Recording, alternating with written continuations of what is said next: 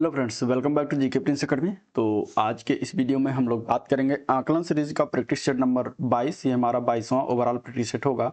इस तरीके देखें तो टोटल 12 ये प्रैक्टिस सेट चल रहा है, जो कि ये अरिहंत के बुक से लिया गया है। ठीक है, तो चलिए इस 22 नंबर प्रैक्टिस सेट को देखते हैं। और इसके पहले का अगर आप लोगों ने वीडियो नहीं देखा है तो चैनल पर जाइए, आपको वहाँ से सारे वीडियो मिल जाएंगे। ठीक है, वीपीओ का क्वेश्चन, वीपीओ से रिलेटेड वीपीओ का एग्जाम डेट आ ही चुका है, आप लोगों को पता है। तो जितना से जितना आप क्वेश्चन करेंगे, जितना प्रैक्टिस सेट करेंगे, उतना आपके एग्जाम्स के लिए जो है हेल्पफुल होगा।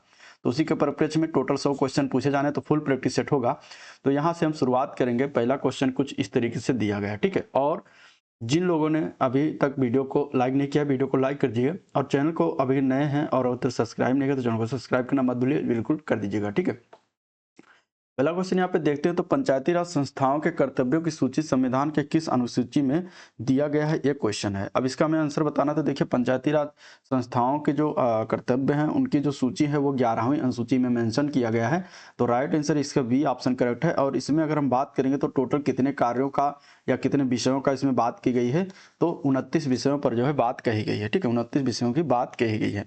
तो ये इसका आंसर हो जाएगा। चलिए, क्वेश्चन नंबर दूसरा है, भारत के संविधान में पंचायतों एवं नगर पालिकाओं से संबंधित 73वां और 74वां संवैधानिक संशोधन के समय भारत के प्रधानमंत्री कौन थे, उनका नाम क्या था। तो जब ये संशोधन 73वां संशोधन कब हुआ, 1992 में। ठीक है, तो ये जब संशोधन हुआ था तो उसमें भारत के प्रधानमंत्री थे पीबी नरसिम्हा राव। कौन थे? भारत के प्रधानमंत्री पीबी नरसिम्हा राव थे। तो इन्हीं के कार्यकाल में ये संशोधन दोनों हुए थे। चलिए, क्वेश्चन नंबर 3 है, मिलान करना है समितियां और सुझाव दी गई हैं। बलवंत राय मेहता ने किस पद्धति का जो है इन्होंने सुझाव दिया था।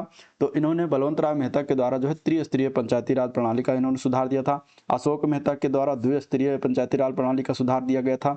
और एल.एम. सिंघवी ने कहा था कि जो पंचायती राज की स्थानीय स्वशासन की पद्धति पर कन्वर्ट किया जाए। जी.वी.आर. राव समिति के द्वारा जो है बताया गया था कि प्रतिनिधित्व के तरीके में जो है सुधार किया जाए। तो इस प्रकार यहाँ पे ये चीजें हो जाएगा। आंसर यहाँ पे बात करेंगे तो ए पार्ट करेक्ट है। चलिए, ग्राम पंचायत के सॉरी पंचायत समिति के सदस्य क्या होते हैं, इसमें बताना है। आपके ऑप्शन में दिया गया है कि ग्राम पंचायत के सदस्यों के द्वारा अप्रत्यक्ष रूप से निर्वाचित किए जाते हैं। तो देखिए, ग्राम पंचायत के सदस्यों द्वारा अप्रत्यक्ष रूप से जो है नहीं निर्वाचित किए जाते हैं पंचायत समिति के जो सदस्य होते हैं। पंचायत समिति के सदस्य मतलब कि ब्लॉक के अगर बात करें, प्रखंड स्तर पर बीच वाला जो मध्य वाला होता है, प्रखंड स्तर पर जो सदस्य चुने जाते हैं वो किस माध्यम से होते हैं। ठीक है, खंड विकास अधिकारी के द्वारा मनोनीत किए जाते हैं। तो ये भी गलत हो जाएगा। यहाँ पे सी ऑप्शन है, प्रत्यक्ष रूप से जनता के द्वारा निर्वाचित किए जाते हैं। तो ये सही है। ठीक है, जो कहा जाता है बीडीसी उनको, ठीक है, बीडीसी कहा जाता है जो निर्वाचित होते हैं ये जनता के द्वारा। ठीक है, तो यही बीडीसी मिलकर जो है ब्लॉक प्रमुख का चयन करते हैं। तो ये हो जाता है उनके प्रमुख अप्रत्यक्ष द्वारा प्रमुख का चयन, लेकिन बीडीसी जो जनता चुनती है। तो इस प्रकार यहाँ पे आंसर क्या है, सी ऑप्शन करेक्ट है। चलिए, एल.एम. सिंघवी समिति का गठन कब किया गया था? एल.एम. सिंघवी समिति का गठन जो है ये राजीव गांधी की सरकार ने 1986 ईस्वी में किया था। तो आंसर ए पार्ट इसका राइट हो जाएगा, 1986 ईस्वी। और इस समिति की नियुक्ति जो है पंचायती राज प्रणाली के पुनरुत्थान हेतु सुझाव के लिए किया गया था।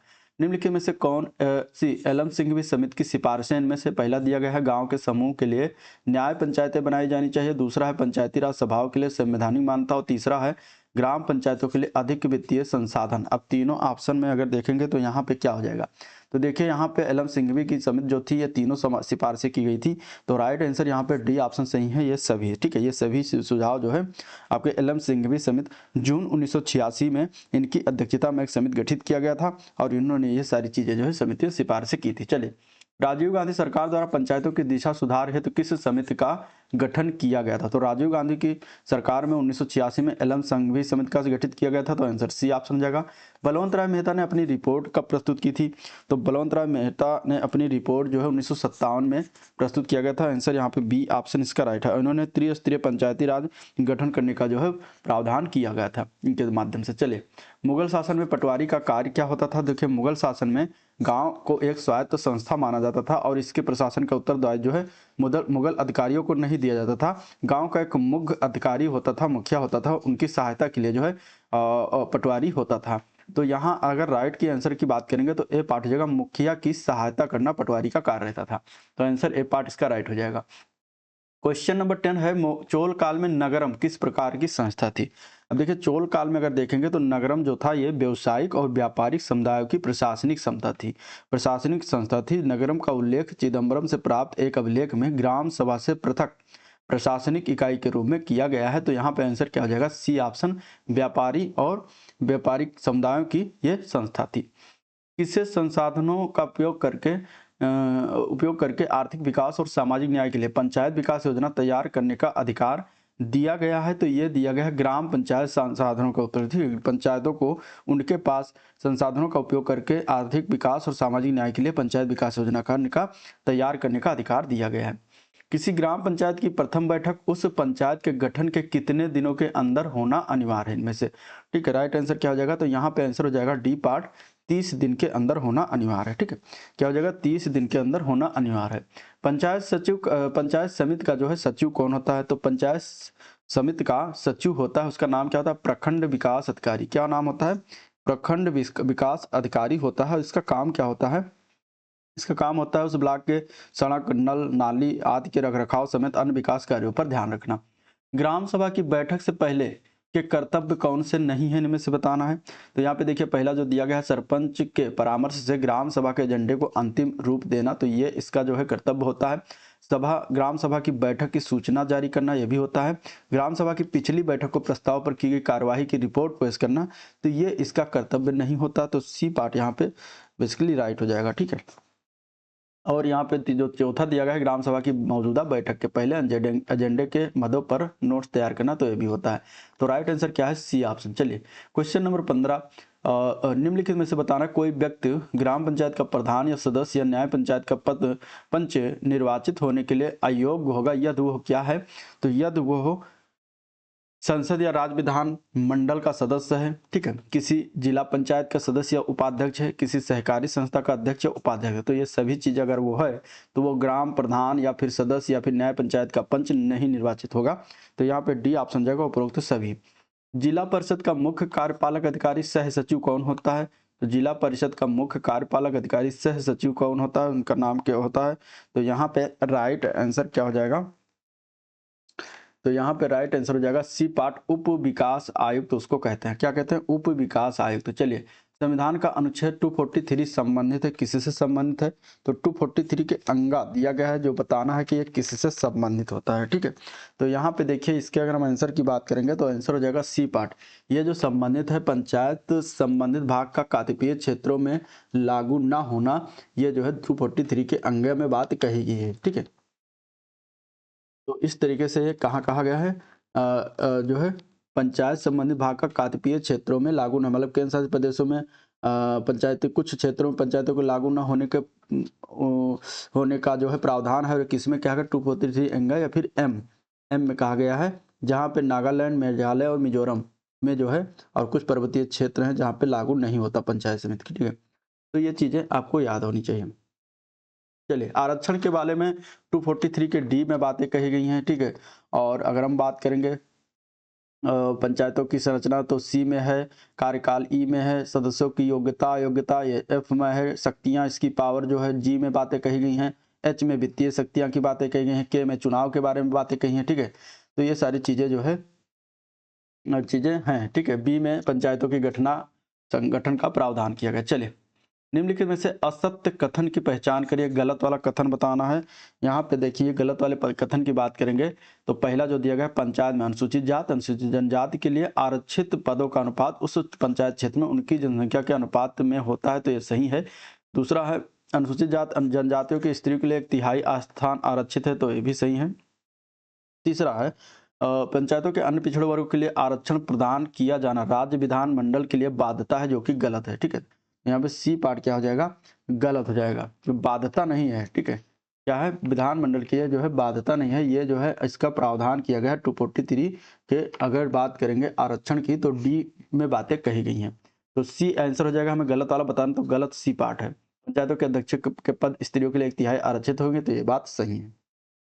ये बात क्या है? सही है। चलिए अगले प्रश्न की तरफ बढ़ेंगे। क्वेश्चन नंबर 19 सरकार के किस अनुच्छेद में यह वर्णन है कि किसी व्यक्ति ने 21 वर्ष की आयु को प्राप्त कर लिया है तो वो पंचायत के निर्वाचन में भाग ले सकता है, और यह किस अनुच्छेद में इसका वर्णन किया गया है? ठीक, तो इसका वर्णन किया गया है 243 के चा के 1 के का में। ठीक है, तो यहाँ पे आंसर क्या हो जाएगा? बी ऑप्शन इसका राइट है। चलिए, ग्राम सभा के संबंधित में से निम्नलिखित असत्य कथन बताना है ग्राम सभा के संबंध में। यहाँ पे गलत वाला कथन बताना है। ठीक है, देखिए, ग्राम सभा की शक्ति एवं कृतियों का उल्लेख 243 खा में किया गया है, जो कि यही पार्ट हो जाएगा गलत, क्योंकि अगर हम बात करेंगे शक्तियों का उल्लेख तो वो 243 जी में किया गया है। ठीक है, जी में किया गया है, और खा मतलब कि बी बता रहा है, जबकि बी में ये बातें नहीं कही गई है। बी में कहा गया है पंचायतों के गठन का प्रावधान दिया गया है, तो यही वाला गलत हो जाएगा, बाकी सारे सही होंगे। ग्राम सभा को अनुच्छेद 243 में परिभाषित किया गया है, सही है। ग्राम सभा ग्राम से संबंधित निर्वाचक नामावली पंजीकृत व्यक्तियों के मिलकर बनती है, भी सही है। ग्राम सभा सबसे निचले स्तर पर प्रत्यक्ष लोकतंत्र प्रदान करती है, भी सही है। आंसर क्या हो जाएगा? आंसर हो जाएगा ए पार्ट। पंचायतों के विकास का 5वां चरण कब से कब तक रहा था? देखिए, पंचायतों के विकास के 5वां चरण की बात करेंगे तो ये कब से कब तक हुआ था, तो यहाँ पे आंसर क्या हो जाएगा? देखिए, 5वां चरण जो हुआ था ये 1983-84 शुरुआत, 1992-93 तक इसका रहा था, तो ये चरण हो जाएगा ए पार्ट इसका राइट। ठीक है, चलिए, उत्तर प्रदेश पंचायत विकास के प्रथम चरण की समय अवधि कितनी है? तो प्रथम चरण की समय अवधि जो है वो है 1947 से लेकर 1952 तक। आंसर इसका डी ऑप्शन राइट है। चलिए, उत्तर प्रदेश सरकार के द्वारा लागू मुख्यमंत्री आवास ग्रामीण योजना के अंतर्गत आवास का क्षेत्रफल कितना वर्ग मीटर निर्धारित किया गया है? तो इसके लिए निर्धारित किया गया है 25 वर्ग मीटर। ठीक है, याद रखिएगा 25 वर्ग मीटर। प्रधानमंत्री ग्राम सड़क योजना में किसका योगदान होता है? तो प्रधानमंत्री ग्राम सड़क योजना में देखेंगे तो 100% ये केंद्र प्रायोजित योजना है। आंसर इसका ए पार्ट हो जाएगा। 100% जो है वित्तीय है वो कौन वहन करती है? तो वो प्रधान जो है केंद्र वहन करती है, तो यहाँ पे राइट आंसर क्या हो जाएगा? ए पार्ट करेक्ट हो जाएगा। प्रधानमंत्री ग्राम सड़क योजना की शुरुआत कब की गई थी? तो 25 दिसंबर सन 2000 में शुरुआत। उस समय के तत्कालीन प्रधानमंत्री थे श्री अटल बिहारी वाजपेयी, तो इन्होंने जो है शुरुआत किया था इस योजना को। ठीक है, चलिए, क्वेश्चन नंबर 25, किस वित्त आयोग ने स्थानीय निकायों के लिए कुल 87,519 करोड़ सहायता अनुदान स्वीकृत किया था, जिसमें ग्राम पंचायत और नगर निकायों का हिस्सा 74 और 26% था? तो कौन सा वित्त आयोग था? तो ये वित्त आयोग की बात करेंगे तो 13वां वित्त आयोग था, जिसमें बातें कही गई थी, और 13वां वित्त आयोग के अध्यक्ष थे श्री विजय एल केलकर। ठीक है, केलकर थे जिन्होंने ये बातें, इनकी अध्यक्षता में 13वां वित्त आयोग जो 2007 में इसका गठन किया गया था वित्त आयोग का, और इसका कार्यकाल जो रहा था 13वां का 2010 से लेकर 2015 तक इसका जो है कार्यकाल रहा था। ठीक है, तो ये बातें होंगी। अगले क्वेश्चन की तरफ बढ़ते हैं। क्वेश्चन नंबर 26, निम्नलिखित कथनों पर विचार करना है। पहला कथन है संघ और राज्यों के बीच करों के शुद्ध आगमों का वितरण। दूसरा है सहायता अनुदान के लिए राज्य के आवेदनों पर विचार करना। अब इनमें से जो है बताना है कौन सा वित्त आयोग का कार्य है इन दोनों में से। ठीक है, इन दोनों में से कौन कौन सा वित्त आयोग का कार्य है, तो इस तरीके से क्वेश्चन अभी बन रहे हैं। यहाँ पे अगर देखा जाएगा तो ये दोनों कार्य जो होते हैं ये किसके होते हैं? ये वित्त आयोग के होते हैं। दोनों कार्य किसके होते हैं? तो वित्त आयोग के होते हैं, तो आंसर हो जाएगा क्या? सी ऑप्शन करेक्ट हो जाएगा। अब अगर हम बात करेंगे वित्त आयोग के कर्तव्यों की, तो ये 280 के 3 में वित्त आयोग के कर्तव्य के बारे में बातें कही गई हैं। ठीक है, तो ये चीजें याद रखिएगा। और 280 में मतलब अनुच्छेद 280 में वित्त आयोग से संबंधित चीजें सारी हैं। चलिए, अगले क्वेश्चन की तरफ बढ़ते हैं। क्वेश्चन नंबर 27 है राज्य वित्त आयोग की भूमिका क्या होती है? राज्य वित्त आयोग की भूमिका राज्य के पंचायती राज संस्थाओं की वित्तीय स्थिति की जांच करना होता है, और यह जो है राज्यपालों को उन सिद्धांतों पर सलाह देता है जो किसी राज्य और उसके पंचायती राज संस्थानों के बीच कर, शुल्क, जुर्माना और टोल शुल्क जैसे राजस्व के विभाजन को नियंत्रित करना चाहिए। तो इस तरीके से यहाँ पे आंसर क्या हो जाएगा? ए पार्ट करेक्ट है, बाकी सारे गलत हैं। निम्नलिखित में से कौन सा कर ग्राम पंचायत के द्वारा इसमें से लगाया जा सकता है? भू राजस्व कर, स्टाम्प शुल्क, राज्य उत्पाद शुल्क, सिंचाई कर। इनमें से कौन सा कर है जो ग्राम पंचायत लगा सकती है? तो वो कर है सिंचाई कर। आंसर डी ऑप्शन करेक्ट है। बाकी तीनों कर जो ऊपर दिए गए हैं ये राज्य सरकार द्वारा लगाया जाता है, ना कि ग्राम पंचायत के द्वारा लगाया जाता है। चलिए, राज्य वित्त आयोग के द्वारा की गई सिफारिशों के आधार पर राज्य में नगर पालिकाओं और पंचायतों के संसाधनों की अनुपूर्ति के लिए संचित निधि के संवर्धन के लिए आवश्यक उपाय किसके द्वारा सुझाए जाते हैं? तो ये जो उपाय होता है ये देता है केंद्र वित्त आयोग। ठीक है, जहाँ पे संचित निधि की बात करेंगे संवर्धन, तो वहां पर वित्तीय मामले से संबंधित आ जाता है, तो राज्य वित्त आयोग यहाँ पे आंसर हो जाएगा। चलिए, बच्चे के जन्म का पंजीकरण किया जा सकता है, किस प्रकार किया जा सकता है?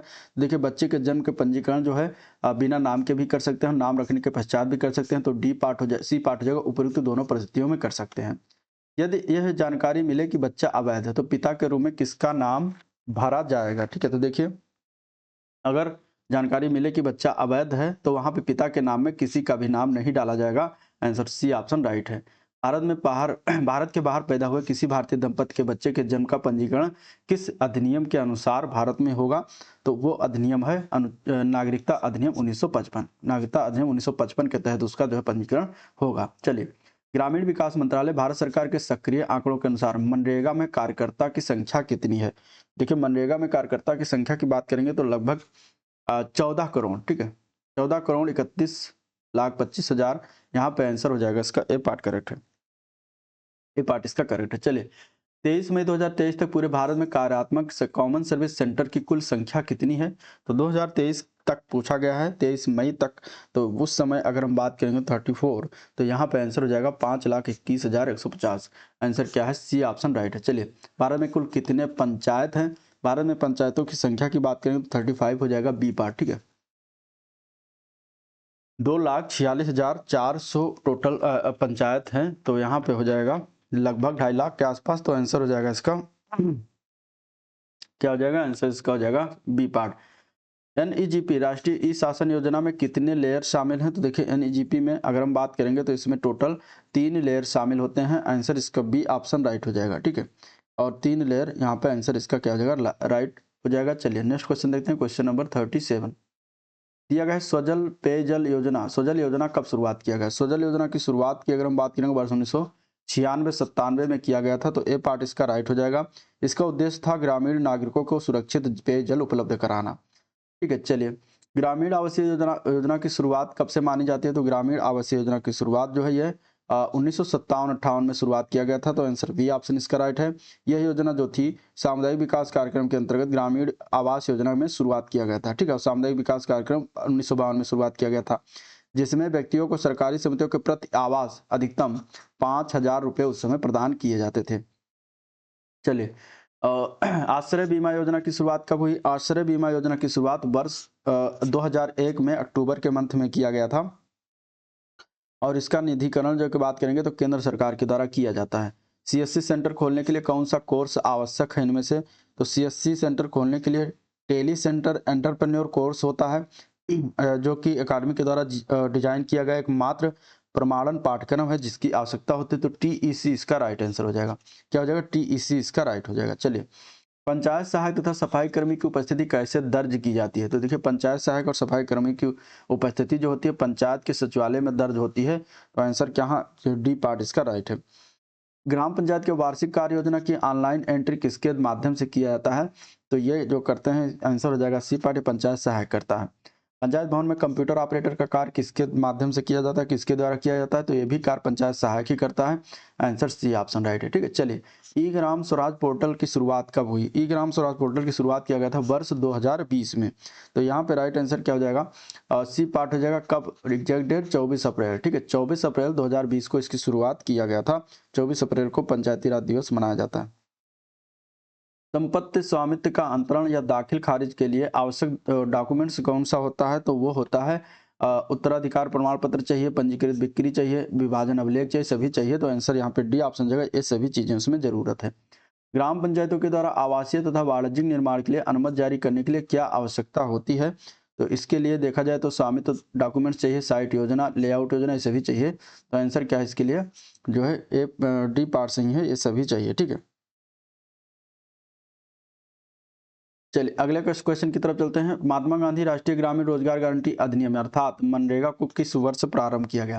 मनरेगा की बात करेंगे तो देखिए मनरेगा जो है ये प्रारंभ हुआ था अगर हम बात करेंगे तो ये अधिनियम पारित हुआ था अगस्त 2005 में। ठीक है, लेकिन इसको प्रारंभ किया गया था, लागू कब हुआ? 2 फरवरी 2006 से। 2 फरवरी 2006 से इसका जो है लागू किया गया था, लेकिन यह अधिनियम 2005 में पारित हो गया था। 2 अक्टूबर 2009 को नरेगा अधिनियम का नाम बदलकर मनरेगा कर दिया गया था। तो 2009 को इसका नाम बदला गया था, तो ये भी याद रखिएगा। 2009 में इसका नाम क्या कर दिया गया था? मनरेगा। पहले क्या था? नरेगा था। चलिए अगले क्वेश्चन की तरफ बढ़ते हैं। वर्ष 2023-24 के वार्षिक बजट में केंद्र सरकार के द्वारा जल जीवन मिशन के लिए कितनी राशि जो है आवंटित की गई है? तो 2023-24 में किया गया था 70,000 करोड़। तो आंसर यहाँ पे राइट डी ऑप्शन करेक्ट है। आर्थिक मामलों की कैबिनेट समिति ने राष्ट्रीय ग्राम स्वराज अभियान की समय अवधि बढ़ाकर कितना कर दिया है? तो ये कर दिया है 22 अप्रैल 2022 से लेकर मार्च 2026 तक कर दिया है। तो आंसर क्या है इसका जो है ए पार्ट राइट है। ठीक है, आंसर क्या है? ए पार्ट इसका राइट है। चलिए अगले क्वेश्चन की तरफ चलते हैं। तो दिया गया है कि उत्तर प्रदेश में पंचायत मित्र योजना की शुरुआत कब किया गया था? तो पंचायत मित्र योजना की शुरुआत हुई थी 2 फरवरी 2006 में। तो आंसर यहाँ पे डी ऑप्शन राइट है। 2 फरवरी 2006 में इस योजना का मुख्य उद्देश्य था पंचायतों के प्रशासनिक लेखा कार्यों में सहयोग देना, इसका मेन उद्देश्य रहा था। क्वेश्चन नंबर 51, वर्ष 2070 तक शून्य कार्बन उत्सर्जन के लक्ष्य को हासिल करने के लिए पंचायती राज मंत्रालय द्वारा कौन सी योजना जो है प्रारंभ की गई थी? तो उस योजना का नाम था ग्राम ऊर्जा स्वराज पहल। उस योजना का नाम क्या था? ग्राम ऊर्जा स्वराज पहल। तो आंसर यहाँ पे ए पार्ट राइट है। कस्तूरबा गांधी आवासीय विद्यालय किस वर्ष शुरुआत किया गया था? तो इस योजना की शुरुआत वर्ष 2004 में हुआ था। आंसर बी ऑप्शन राइट है इसके लिए। जवाहर रोजगार योजना की शुरुआत का प्रभाव कब था? देखिए 53 की बात करेंगे तो 1 अप्रैल 1989 को इसका जो है प्रभाव आया था। तो आंसर इसके हो जाएगा जवाहर रोजगार योजना की शुरुआत 1 अप्रैल 1989 को किया गया था। निम्नलिखित योजनाओं में से किसका सुमेलन सही नहीं इनमें से? अंत्योदय योजना 2003-4, संपूर्ण ग्रामीण रोजगार योजना 2000-2001, कृषि आय बीमा योजना 2003-2004, जवाहर ग्राम समृद्धि योजना 1999 टू 2000। यहाँ पे अगर हम देखेंगे तो आंसर क्या हो जाएगा? अंत्योदय योजना वाला गलत है। अंत्योदय योजना की शुरुआत 2003-4 में नहीं किया गया था। बाकी सारे सही है, बी पार्ट सही है। ठीक है, डी सी डी ये तीनों सही है। चलिए कुटीर ज्योति योजना किसके साथ जुड़ी हुई थी? कुटीर ज्योति योजना की बात करेंगे तो ये हो जाएगा क्वेश्चन नंबर 55 का आंसर क्या हो जाएगा? C part. ये गरीबी रेखा के नीचे रहने वाले ग्रामीण परिवारों को बिजली प्रदान करना इसका मेन उद्देश्य है। राष्ट्रीय ग्राम स्वराज अभियान योजना की कार्यान्वयन एजेंसी कौन सी है? तो राष्ट्रीय ग्राम स्वराज अभियान योजना की कार्यान्वयन एजेंसी जो है पंचायती राज मंत्रालय है। आंसर क्या हो जाएगा इसका? बी ऑप्शन करेक्ट है। ठीक है, आंसर क्या है? B option. इस उत्तर प्रदेश सरकार के द्वारा मातृभूमि योजना की घोषणा किया गया, यह योजना किससे संबंधित है? तो देखिए इस योजना का शुभारंभ जो है उत्तर प्रदेश सरकार के द्वारा किया गया, यह ग्राम सभा से संबंधित योजना है। तो आंसर यहाँ पे बेसिकली राइट क्या है? ए पार्ट करेक्ट है। ठीक है, अगले प्रश्न की तरफ बढ़ते हैं। क्वेश्चन नंबर 58, प्रधानमंत्री आदर्श ग्राम योजना का उद्देश्य क्या है? ठीक है, प्रधानमंत्री आदर्श ग्राम योजना के उद्देश्य की अगर हम बात करेंगे तो इसका उद्देश्य है उन गांवों को एकीकृत विकास में शामिल करना जिसमें अनुसूचित जातियों की जनसंख्या 50% से अधिक हो। तो वो इसका उद्देश्य बनता है इस योजना का। ठीक है, केंद्र सरकार द्वारा जल जीवन मिशन की शुरुआत कब से किया गया था? तो देखिए केंद्र सरकार के द्वारा जल जीवन मिशन की शुरुआत 15 अगस्त 2019 को किया गया था। आंसर यहाँ पे क्या है? सी ऑप्शन राइट है। इसका उद्देश्य था 2024 तक प्रत्येक ग्रामीण परिवारों को के साथ साथ स्कूल, आंगनबाड़ी केंद्र है, पंचायत भवन है, सामुदायिक भवन है, इन सभी में नल कनेक्शन के जरिए शुद्ध पानी की आपूर्ति सुनिश्चित करा के गाँव में रहने वाले लोगों को जीवन स्तर में सुधार लाना इसका मेन उद्देश्य रहा था। सरकार द्वारा चलाई जा रही योजनाओं को अंतिम बिंदु तक पहुंचाने में किस संस्थान की महत्वपूर्ण भूमिका रही है? इसमें से तो वो संस्थान कौन सा है? तो उस संस्थान का नाम है पंचायत। ठीक है, पंचायतों की महत्वपूर्ण भूमिका इसमें रही है। तो आंसर यहाँ पे क्या हो जाएगा? सी ऑप्शन करेक्ट है। ग्राम पंचायत की प्रथम बैठक का आयोजन किया जाता है, कब किया जाता है? तो ग्राम पंचायत की प्रथम बैठक का आयोजन जो होता है उसके गठन के 30 दिन के अंदर करते हैं। तो सी पार्ट इसका राइट है। मृत्यु प्रमाण पत्र के क्या फायदे होते हैं? मृत्यु प्रमाण पत्र की बात करेंगे तो उत्तराधिकार सिद्ध करने के लिए इससे मतलब लगाया जाता है, संपत्ति प्राप्त करने में, सामाजिक लोगों को सुरक्षा के लाभों में। तो आंसर हो जाएगा डी पार्ट, उपरोक्त सभी फायदे हैं। एक आदर्श ग्राम पंचायत में क्या नहीं होता? बाल श्रम, खुले में शौच से मुक्ति, संस्थागत प्रसव, बच्चे का टीकाकरण। तो यहाँ पे राइट आंसर हो जाएगा ए पार्ट। बाल श्रम नहीं होता। ठीक है, बच्चों से काम नहीं करवाया जाता। तो आंसर हो जाएगा ए पार्ट। चलिए, ग्राम सभा की पूर्व में हुई बैठक में प्रस्तुत संकल्पों पर की गई कार्यवाही की रिपोर्ट को कौन प्रस्तुत करता है? तो इसको प्रस्तुतिकरण की बात करेंगे तो ग्राम पंचायत अधिकारी करता है प्रस्तुत। तो आंसर सी ऑप्शन राइट है। ग्राम पंचायत विकास योजना में पंचायत का प्रारंभिक कार्य क्या होता है? तो ग्राम पंचायत विकास योजना में पंचायत के जो प्रारंभिक कार्य होते हैं, योजना समिति का गठन करना इसका मेन कार्य होता है। तो आंसर ए पार्ट राइट हो जाएगा। ठीक है, प्रारंभिक कार्य मतलब पहला कार्य होता है। चलिए, पीजीए ग्राफिक्स कार्ड का फुल फॉर्म क्या है? कंप्यूटर आ गया क्वेश्चन। ठीक है, कंप्यूटर का देख लेते हैं। पीजीए ग्राफिक्स का फुल फॉर्म बताना है तो इसका होता है प्रोफेशनल ग्राफिक्स एरे। ठीक है, इसका फुल फॉर्म क्या होता है? प्रोफेशनल ग्राफिक्स एरे होता है। अगले क्वेश्चन की तरफ चलते हैं। तो भारत में विकसित परम सुपर कंप्यूटर किस संस्था ने जो इसको किया था विकसित, तो ये किया गया था सीडेक कंपनी के द्वारा। सीडेक कहाँ पर है, पुणे में कंपनी स्थित है, उसके द्वारा विकसित किया गया था। तो ए पार्ट इसका राइट हो जाएगा। चलिए अगले क्वेश्चन की तरफ चलते हैं। तो इलेक्ट्रॉनिक में आईसी का फुल फॉर्म क्या है? आईसी का मतलब क्या होता है? तो इसका मतलब होता है इंटीग्रेटेड सर्किट। ठीक है, इंटीग्रेटेड सर्किट इसका फुल फॉर्म बनता है। तो सी ऑप्शन इसके लिए राइट है। ठीक है, इंटीग्रेटेड सर्किट होता है। ठीक है, तो आंसर क्या हो जाएगा?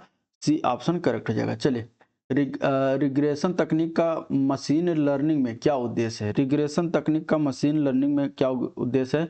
तो ये इसका जो उद्देश्य है वो होता है इसका भविष्यवाणी करना। ठीक है, भविष्यवाणी करना, यानी कि रिग्रेशन जो होता है ये फ्रीडम या फिर विशेषताओं और एक आश्रित वेरिएबल्स और या फिर परिणाम के बीच जो है संबंधों की जांच करने के लिए एक टेक्निक होती है, जिसका उपयोग मशीन लर्निंग में भविष्य कहने वाला मॉडलिंग के लिए एक विधि रूप से किया जाता है। और इसमें निरंतर परिणामों की जो है भविष्यवाणी करने के लिए एक एल्गोरिदम का उपयोग किया जाता है। आईपीसी की शब्द का विस्तारित रूप बताना फुल फॉर्म। तो आईपीसी मतलब इंटर प्रोसेस कम्युनिकेशन होता है इसका फुल फॉर्म। आंसर यहाँ पे बी ऑप्शन हो जाएगा। ठीक है, ये आईपीसी में एक ऐसा मैकेनिज्म होता है जो प्रक्रियाओं को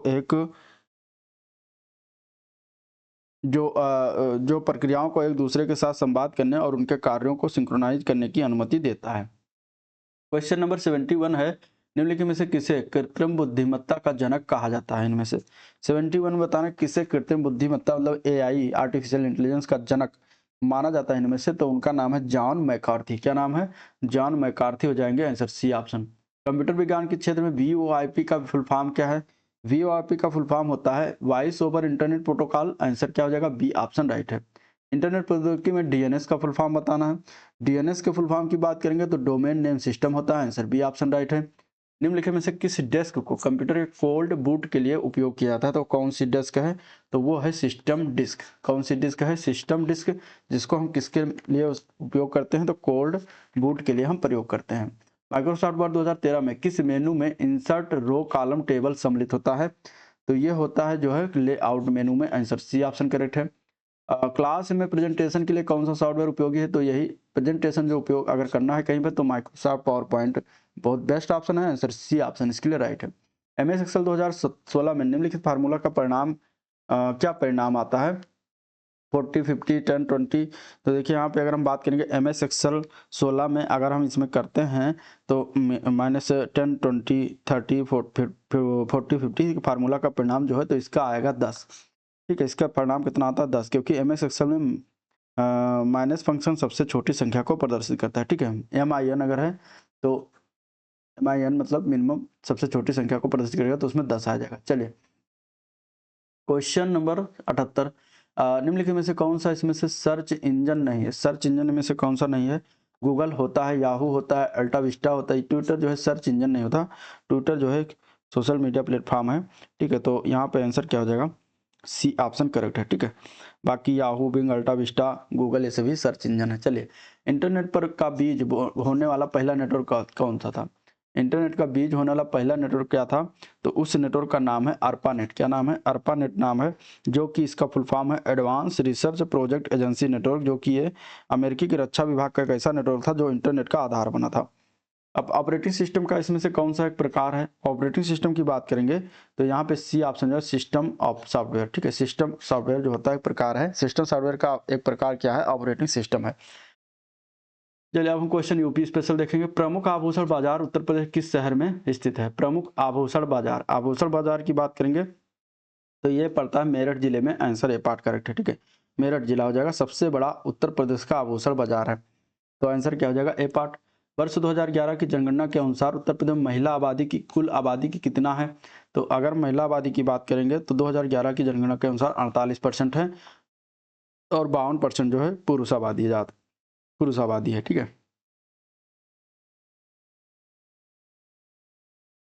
चलिए अगला क्वेश्चन है, भारत के किस राज्य में अनुसूचित जातियों की जनसंख्या सर्वाधिक है? अनुसूचित जातियों की जनसंख्या जो है किस राज्य में सर्वाधिक है? 2011 की जनगणना के अनुसार अगर हम बात करेंगे तो उत्तर प्रदेश में सबसे ज्यादा है। आंसर सी ऑप्शन हो जाएगा। ठीक है, जो कि अगर हम बात करेंगे कुल जनसंख्या का 20%, प्रदेश की कुल जनसंख्या का 20% है, 20% जो उत्तर प्रदेश में है। चलिए अगले क्वेश्चन की तरफ चलते हैं। द ऑपरेशन ग्रीन परियोजना का उद्देश्य उत्तर प्रदेश में कब शुभारंभ हुआ? द ऑपरेशन ग्रीन परियोजना उत्तर प्रदेश में कब शुभारंभ हुआ, कब शुरुआत हुआ? तो ये शुरुआत हुआ था 1 जुलाई 2001 को। कब शुरुआत हुआ था? 1 जुलाई 2001 को इसकी शुरुआत की गई थी। स्वतंत्रता के बाद प्रदेश के पहले मुख्यमंत्री कौन बने थे?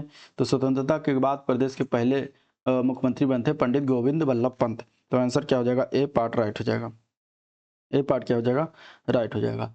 मोतीलाल नेहरू बाल संग्रहालय कहाँ पर स्थित है? तो मोतीलाल नेहरू बाल संग्रहालय की स्थापना जो है लखनऊ में किया गया है। आंसर सी ऑप्शन हो जाएगा। इसकी स्थापना कब की गई थी? 1957 में, ठीक है, जो कि लखनऊ में स्थित है। राष्ट्रीय कृषि वानिकी अनुसंधान केंद्र कहाँ पर है? तो राष्ट्रीय कृषि वानिकी अनुसंधान केंद्र ये पड़ता है झांसी जिला। आंसर ए पार्ट राइट हो जाएगा। इसकी स्थापना कब की गई थी? वर्ष 1988 में। 1988 में 8 मई, ठीक है, 8 मई 1988 को इसकी स्थापना झांसी में किया गया था। अभी वर्तमान में इसका नाम बदल दिया गया है। इस संस्थान का नाम हो गया central agro forestry research institute कर दिया गया है। चलिए, अमीर खुसरो द्वारा रचित कविता छाप तिलक सब छीनी किस भाषा में है? ठीक है, छाप तिलक सब छीनी किस भाषा में किया गया है? तो ये ब्रज भाषा में है। आंसर सी ऑप्शन इसका राइट है। चलिए, और अमीर खुसरो को खड़ी बोली का आविष्कार जो है इन्होंने ही किया था, ये भी याद रखिएगा। अगले क्वेश्चन की तरफ बढ़ते हुए 89 नंबर क्वेश्चन है, विख्यात भारत माता मंदिर कहाँ पर स्थित है? तो भारत माता मंदिर ये पड़ता है वाराणसी में। आंसर बी ऑप्शन इसका राइट है, वाराणसी में हो जाएगा, वाराणसी हो जाएगा। अगले क्वेश्चन की तरफ बढ़ते हैं। दिया गया है चरकुला मौसमी जो लोक नृत्य है ये किस राज्य का लोक नृत्य है? तो चरकुला की बात करेंगे तो ये उत्तर प्रदेश राज्य हो जाएगा। और चरकुला जो है ये उत्तर प्रदेश के ब्रज क्षेत्र से संबंधित है, ये भी याद रखिएगा, ब्रज क्षेत्र, ठीक है, ब्रज क्षेत्र से संबंधित है चरकुला, ठीक है। इसमें क्या होता है कि जो रात्रि के समय होली या फिर उसके दूसरे दिन ब्रज क्षेत्र में रात के समय जो है गांव में स्त्री या पुरुष स्त्री भेष धारण करके सिर पर मिट्टी के 108 दीपकों से सजाकर 5 मंजिला पिरामिड नुमा जो है चरकुला आपको अपने सर पर रखकर नृत्य करते हैं। तो इसलिए यह जो है याद रखिएगा, पूछा जाता है कि 108 दीपक रखकर जो है नृत्य किया जाता है तो कौन सा नृत्य है? तो वो है चरकुला नृत्य। अखिल भारतीय किसान सभा की स्थापना कब की गई थी? तो अखिल भारतीय किसान सभा की स्थापना हुई थी वर्ष 1936 लखनऊ, इसका राइट हो जाएगा, ठीक है। और इसी वर्ष एनजी रंगा और किसान ने जो है एनजी रंगा जो है इसके क्या थे? महासचिव चुने गए थे। अध्यक्ष बनाए गए थे स्वामी सहजानंद सरस्वती। अध्यक्ष कौन बने थे? स्वामी सहजानंद सरस्वती। और ये 11 अप्रैल को चुना गया था, 11 अप्रैल 1936 को इसका जो है स्थापना किया गया था लखनऊ में। आंसर इसका राइट सी पार्ट हो जाएगा, ठीक है। चलिए अगले क्वेश्चन की तरफ बढ़ते हैं। राष्ट्रीय राजमार्ग विकास परियोजना के उत्तर दक्षिण एवं पूर्व पश्चिम गलियारे कहाँ पर मिलते हैं? तो ये दोनों मिलते हैं झांसी जिले में। आंसर बी पार्ट राइट हो जाएगा, झांसी जिला, झांसी जिले में मिलते हैं। जो कि उत्तर दक्षिण गलियारा जो है श्रीनगर को कन्याकुमारी से जोड़ता है और पूर्व पश्चिम गलियारा सिलचर को पोरबंदर से जोड़ता है। इन दोनों का मिलन झांसी में होता है। उत्तर प्रदेश किस जिले में सर्वप्रथम सोलर ऊर्जा संयंत्र प्रारंभ किया गया? तो इसकी शुरुआत कब की गई थी? सोलर ऊर्जा संयंत्र के प्रारंभ जो उत्तर प्रदेश में कहाँ कौन से जिले में किया गया है? तो यह किया गया है अलीगढ़ जिला, ठीक है, अलीगढ़ जिला इसका राइट आंसर हो जाएगा, सी पार्ट इसका करेक्ट है। उत्तर प्रदेश के उद्योग बंधु की शाखा संरचना कितनी है? तो देखिए उत्तर प्रदेश में उद्योग बंधु की शाखा संरचना 3 है, 3 स्तरीय पर होता है। पहला उसमें आता है जिला स्तर, जिला स्तर आ जाता है, और दूसरा आ जाता है इसमें मंडल स्तर, और तीसरा इसमें होता है राज्य स्तर, ठीक है। 3 स्तर होता है। जिला स्तर का जो अध्यक्षता करता है वो कौन होता है? जिला मजिस्ट्रेट करता है, ठीक है, जिला मजिस्ट्रेट करेगा। मंडल स्तर पर जो अध्यक्षता करता है उसको कहते हैं मंडल आयुक्त, मंडल आयुक्त कहते हैं, ठीक है, आयुक्त। और इसके बाद आता है राज्य स्तर। तो राज्य स्तर पर जो बैठकें होती हैं वो मुख्यमंत्री की अध्यक्षता में जो है इसकी बैठकें की जाती हैं। तो ये चीजें हो गई, यहाँ पे याद रखिएगा, बी पार्ट राइट है। चाइना क्ले और डोलोमाइट नामक खनिज उत्तर प्रदेश किस जिले में पाए जाते हैं? तो देखिए चाइना क्ले और डोलोमाइट की बात करेंगे तो यहाँ पे आंसर हो जाएगा डी ऑप्शन में। सोनभद्र और बांदा जिले में इसकी प्राप्ति की जाती है। तो आंसर क्या है? D option. चलिए अगले क्वेश्चन की तरफ चलते हैं। क्वेश्चन नंबर 96 है। क्वेश्चन नंबर 96 है, भारत में रेल डिब्बे बनाने के लिए नए कारखाने की स्थापना किस शहर में किया गया है? तो देखिए यहाँ पे भारत में जो रेल डिब्बा बनाने के लिए नए कारखाने की स्थापना किया गया, जनपद रायबरेली जिले में किया गया है। लालगंज स्थान है रायबरेली में, वहां पर किया गया है। तो बी ऑप्शन इसका राइट है। और यह है भारत में रेल डिब्बा बनाने का तीसरा कारखाना है। निम्नलिखित में से कौन सा उत्तर प्रदेश के उद्यमियों को उद्योग लगाने में सहायता करता है इनमें से? तो इसका करेक्ट आंसर क्या है? कौन सा इसमें से जो है निगम है या संस्थान है जो उद्यमियों को उद्योग लगाने में सहायता करता है? तो यहाँ पे आंसर हो जाएगा डी पार्ट उद्योग बंधु। क्या है? डी पार्ट उद्योग बंधु। भारत में आमों का सबसे बड़ा उत्पादक राज्य कौन सा है? तो भारत में आमों का सबसे बड़ा उत्पादक राज्य की बात करेंगे तो वो उत्तर प्रदेश ही हो जाएगा। आंसर यहाँ पे डी ऑप्शन इसका राइट है। इसके बाद आंध्र प्रदेश में भी होता है, कर्नाटक, बिहार, गुजरात, इन सभी जगहों पर भी उत्पादन किया जाता है। उत्तर प्रदेश में कहाँ पर कृषि कुंभ 2018 का आयोजन किया गया था? तो 2018 वाला कृषि कुंभ का आयोजन किया गया था लखनऊ में। तो आंसर सी ऑप्शन इसका राइट है। 26 से 28 अक्टूबर को लखनऊ में किया गया था। क्वेश्चन नंबर 100 है, उत्तर प्रदेश में कृषि उत्पादन बढ़ाने में कौन सा कारक सबसे अधिक प्रभावी है इनमें से? तो यहाँ पे राइट आंसर क्या हो जाएगा? ए पार्ट हो जाएगा उन्नत किस्म के बीजों का बढ़ता प्रयोग।